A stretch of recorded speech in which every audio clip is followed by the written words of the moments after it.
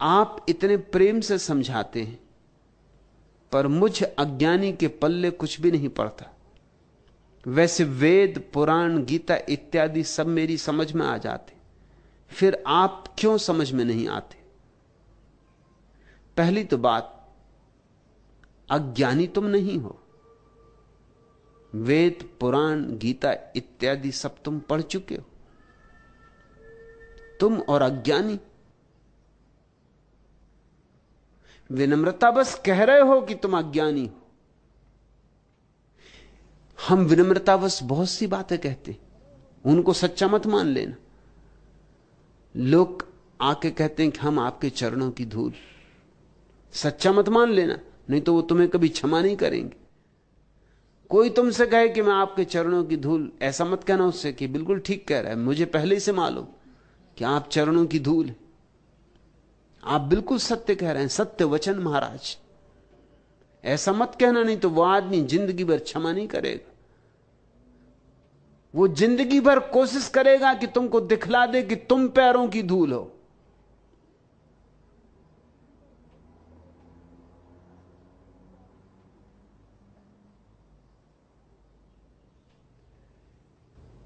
लोग कहते हैं मैं तो कुछ भी नहीं हूं, आपके सामने मैं क्या, लेकिन उनका भाव कुछ और है।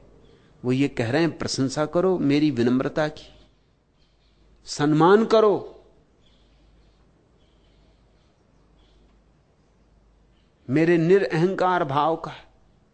देखो क्या कह रहा हूं कि मैं तो कुछ भी नहीं। एक चौराहे पर 3 ईसाई फकीर मिले। 3 अलग अलग ईसाई संप्रदायों के अनुयायी थे वे। एक था कैथोलिक। उसने कहा कि जहां तक ज्ञान का संबंध है, हमारे आश्रम वासियों का कोई मुकाबला नहीं। हमारे आश्रम की सारी साधना ही ज्ञान साधना है। जैसे शास्त्रज्ञ हमारे आश्रम ने पैदा किए और किसी आश्रम ने पैदा नहीं किए। इस बात को तो स्वीकार दुश्मनों को भी करना पड़ेगा। दूसरा था प्रोटेस्टेंट। उसने कहा यह बात ठीक है, शास्त्रों में हमारी बहुत गति नहीं, हमारी बहुत रुचि भी नहीं। शास्त्रों में धरा क्या है? हमारा जोर तो त्याग पर है। त्याग ही असली धर्म है। और जहां तक त्याग, तपश्चर्या, व्रत, उपवास का संबंध है,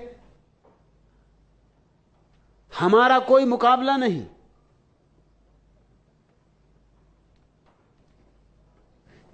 तीसरा, ईसाइयों का एक संप्रदाय है ट्रेपिस्ट।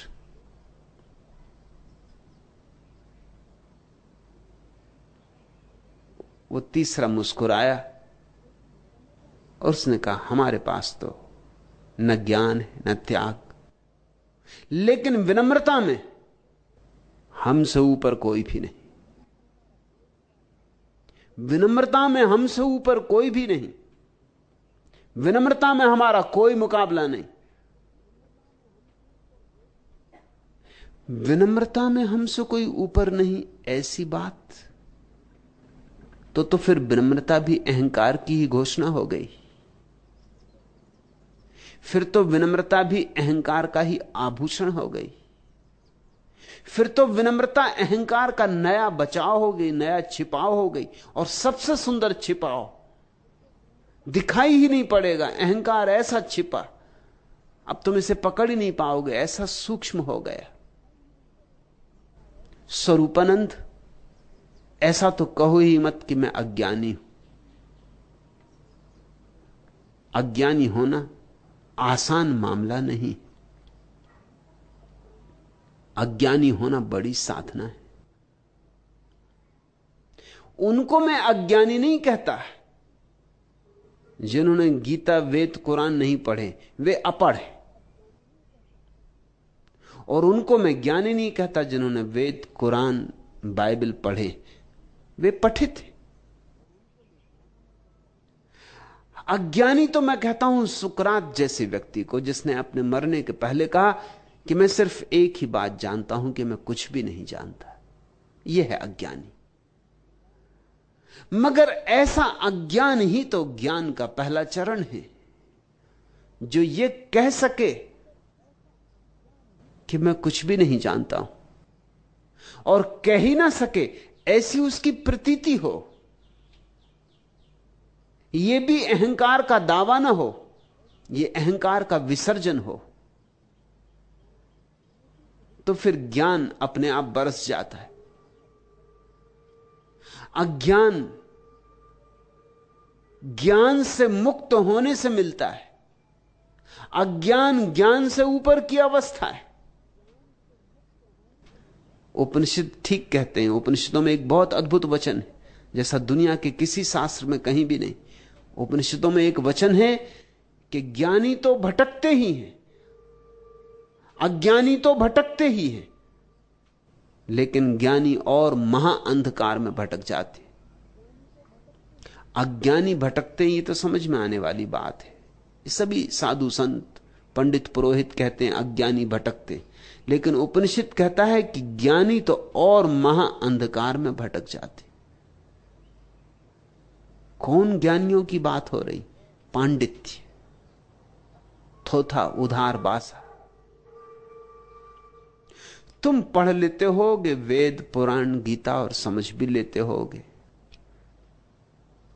लेकिन जब तुम वेद पढ़ते हो तो तुम वेद के ऋषियों को समझ सकते हो? वेद के ऋषियों को समझने के लिए वेद के ऋषियों की चेतना चाहिए, उनके साक्षी का अनुभव चाहिए। उनकी ऋचाएं समझने के लिए ऋषि हुए बिना और कोई उपाय नहीं। क्या समझोगे तुम वेद को? स्वरूपानंद तुम वही समझ लोगे जो तुम समझ सकते हो। ऋषियों ने क्या कहा है उसकी तो तुम्हें झलक भी ना मिलेगी। तुम अपने ही अर्थ निकाल लोगे, और कुछ संभव भी नहीं। तुम सोचते हो 10 लोग वेद को पढ़ेंगे तो एक ही अर्थ निकालेंगे? 10 अर्थ निकालेंगे। गीता पर 1000 टीकाएं। या तो कृष्ण का मस्तिष्क खराब था कि 1000 अर्थ,